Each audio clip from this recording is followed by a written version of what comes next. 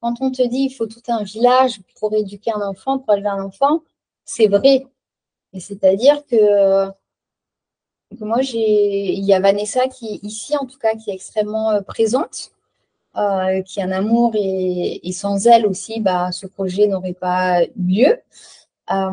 J'ai mon amie Camille aussi qui est incroyable et qui vient en fait une fois par semaine nous voir sur son jour de repos et qui profite de nous, qui prend Isaiah dans les bras pour que je puisse aussi avoir les mains libres.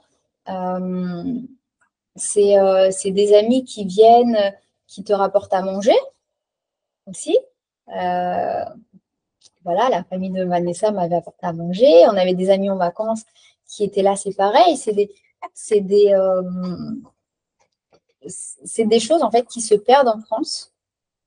Je trouve qu'en France, on est extrêmement seul par rapport à l'accouchement. C'est-à-dire que oui, les gens, ils veulent venir voir le bébé, le nouveau-né, et je comprends, et il n'y a aucun jugement de ma part quand je dis ça, mais je trouve qu'on oublie beaucoup trop la maman et le besoin de la maman.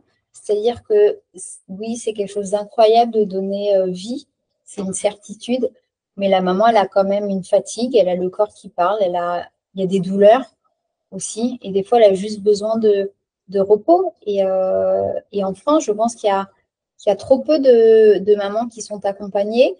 La place de la famille, pour moi, a vraiment évolué, mais pas forcément dans le bon sens. Euh, c'est rare maintenant quand les parents ou les membres de la famille viennent, en fait, 15 jours ou un mois. On appelle le mois d'or, hein, si je ne me trompe pas, mais dans plusieurs cultures et pays, en fait, quand la femme accouche, elle reste allongée pratiquement un mois, enfin tranquille en tout cas un mois, et les mères, les sœurs, les amis se relaient pour effectuer les repas, les tâches ménagères ou autre chose, hein, même si le mari est présent. Mais ça, je trouve que c'est important ici, c'est quand même très présent.